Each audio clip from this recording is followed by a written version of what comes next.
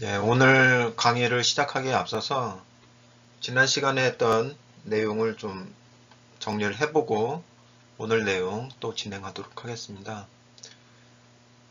지난 시간에 이제 재료역학 시작 이제 했잖아요. 그래서 응력에 대해서 저희가 배웠는데,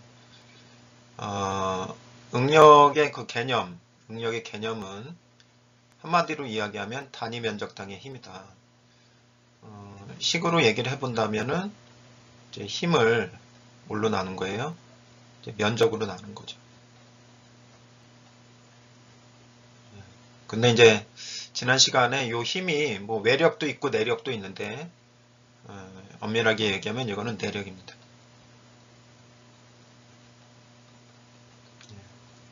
그래서 내력을 계산을 한 다음에 거기에 면적을 적용을 하면 그것으로부터 이 응력을 계산할 수가 있게 됩니다.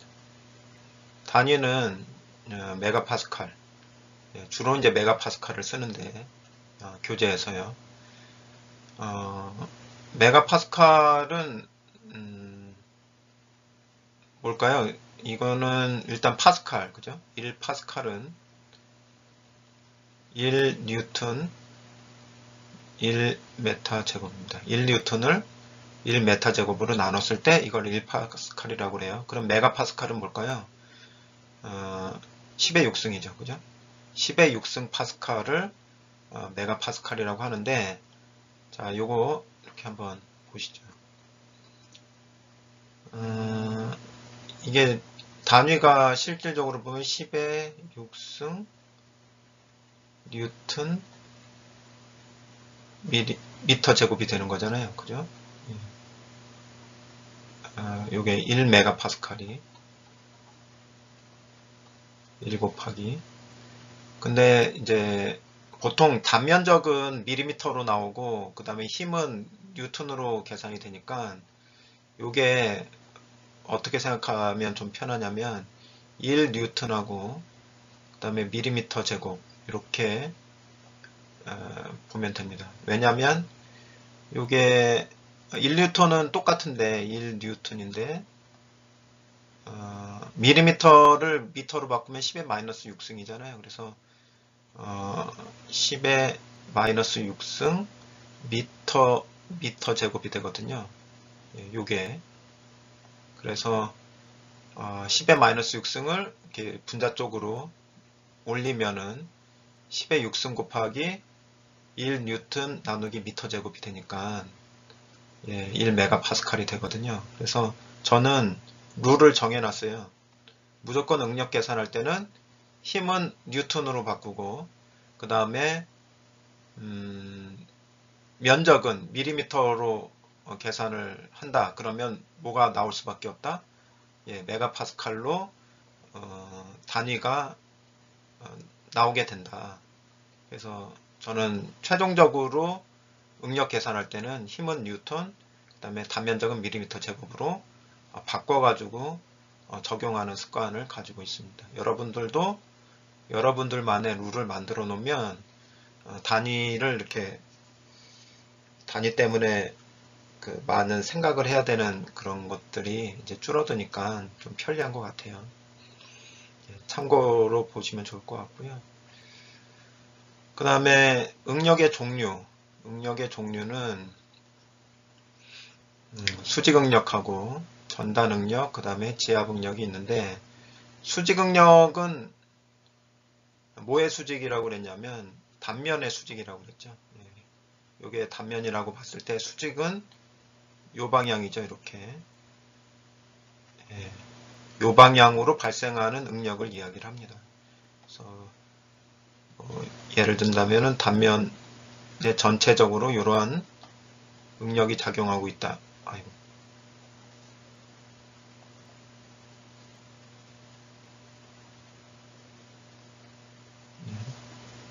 이러한 응력이 작용을 하고 있으면 이건 이제 수직 방향이기 때문에 이런 것들을 수직 응력이라고 하고 보통 이제 인장응력,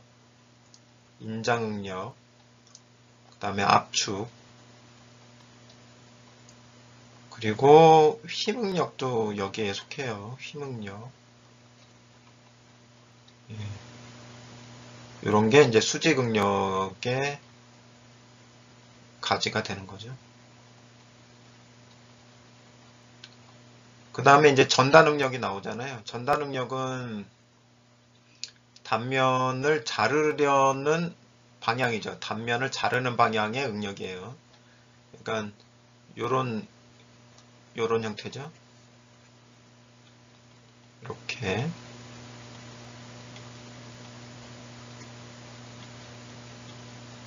그러니까 요게 방향이 수직응력은 직각. 그 다음에 전단응력은 0도네요. 그죠? 0도. 0. 각도를 이루지 않고 있고 단면의 연한 방향으로 발생하는 응력을 전단응력이라고 한다. 중요하고요. 그 다음에 이제 지압응력. 지압응력은 보통 볼트 구멍이나 리벳 구멍에서 발생한다고 그랬죠. 그래서 입체적으로 그려보면 볼트 구멍의 단면을 이렇게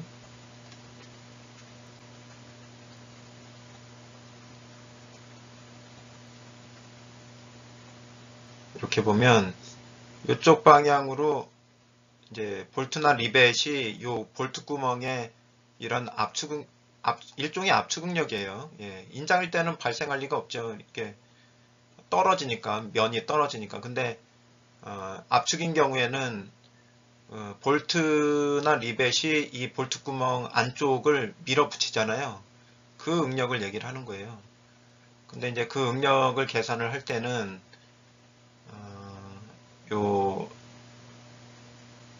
이 밀어붙이는 힘을 P라고 한다면 P를 뭘로 나눠준다? 볼트 구멍의 투영 면적. 그러니까 이게 두께가 T라고 하고 두께가 T이고 볼트 구멍 직경이 D라고 하면은 DT가 되는 거죠. 투영 면적이라는 게. 그래서 DT를 P를 DT로 나눠졌을 때 이거를 지압응력이라고 하고 이런 형태로 계산할 수가 있게 되는 거죠. 그래서 응력에 대한 것들은 이 정도로 정리를 했었고, 그 다음에 구조물을 해석한다라는 그 개념, 구조물 해석.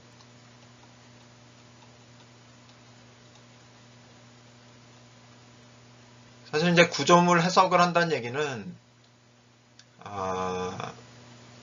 이제 내력을 일단 계산하는 게 중요하고요. 내력에서 응력을 계산을 합니다. 응력도 계산하고 뭐 변형량도 계산하고 변형도 계산하고.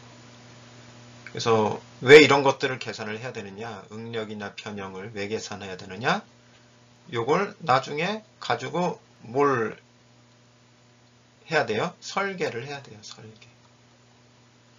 요런 수치가 있어야, 그죠? 요러한 수치가 있어야 설계에 적용을 할 수가 있게 됩니다. 그래서 해석은 일단 어떤 구조물에 어떤 힘이 작용을 했을 때 구조물 내부에 어떤 힘이 작용을 하고 그 힘은 어떤 응력과 어떤 변형을 발생시키는지 이런 것들을 찾아내는 그 과정을 해석이라고 하는 거고,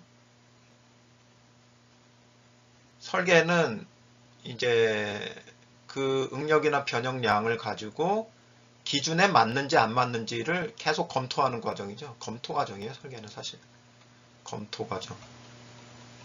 검토인데 검토해서 뭔가를 이제 검토해서 바꾸고, 그죠? 체인지. 뭔가를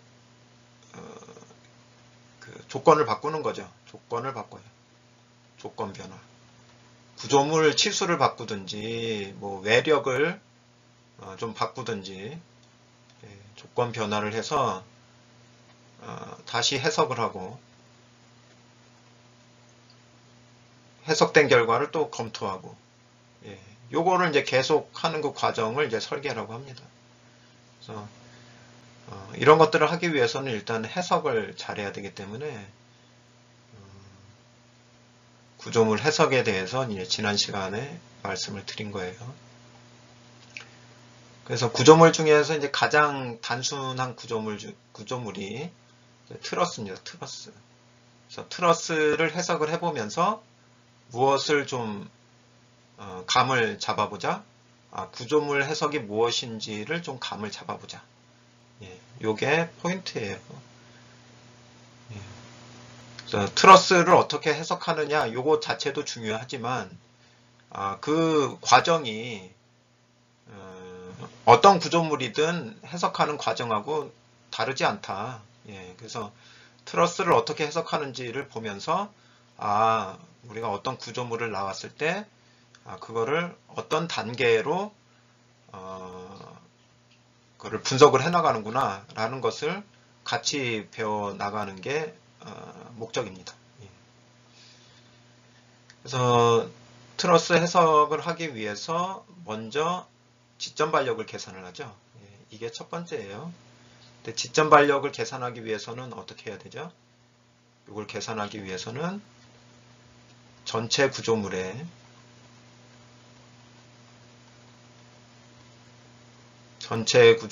힘의 평형 방정식을 힘의 평형을 적용을 해야 돼요. 예, 그래서 지점 반력을 계산을 하고 그 다음에 이제 내력을 계산해야 되는데 내력을 계산하는 것의 가장 기본적인 두 번째죠. 기본적인 룰, 그죠? 기본적인 룰은 뭐냐? 자유물체도에 잘라내야 돼요. 자유물체도에 잘라야 내력이 나오죠. 자유물체도에 힘의 평형을 적용한다.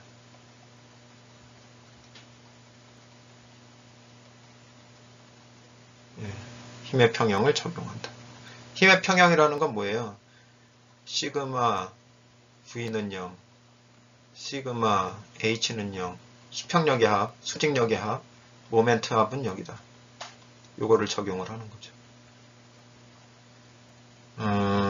그래서 이제 자유물체도를 어떻게 자르느냐에 따라서 절전법이 되기도 하고 단면법이 되기도 하는데 일단 절전법은 그 절점을 중심으로 자르는 거예요. 만약에 이렇게 트러스가 이렇게 형성이 돼 있잖아요.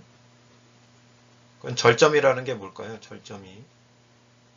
절점은 부재와 부재를 연결하는, 부재는 이제 트러스 부재, 이러한 부재, 그죠? 이런 직선 부재와 직선 부재를 연결하는 요 점, 요걸 절점이라고 하는 거예요.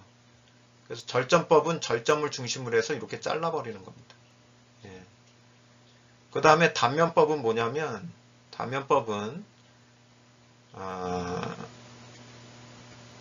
이 관통을 하는 거죠. 부재 자체를 관통을 하는데 중요한 포인트는 관통되는 부재가 3개가 넘으면은 안 돼요. 왜냐? 우리가 세울 수 있는 힘의 평형 방정식은 3개인데 단면을 자를 때 관통되는 그 부재가 3개가 넘으면은 계산할 수가 없잖아요. 그죠? 예. 그러니까 이런 식으로 해서 여기 한번 잘리고 여기 한번 잘리고 여기 한번 잘리고 이러면 계산할 수 있어요. 예. 근데 만약 이게 4개가 넘는다 그러면은 힘의 평형 방정식을 적용을 했을 때 미지수가 남잖아요. 예. 그래서 이거 단면법 적용할 때는 잘 적용을 하셔야 되고 그 다음에 절전법도 적용을 할 때 미지력을 가지고 있는 부재가 2개가 나오도록 2개 이상이 나오도록 자르면 안 돼요. 예. 예를 들어서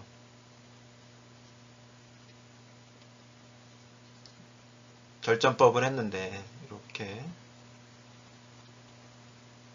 이런 식으로 나왔다고 생각을 해봐요. 근데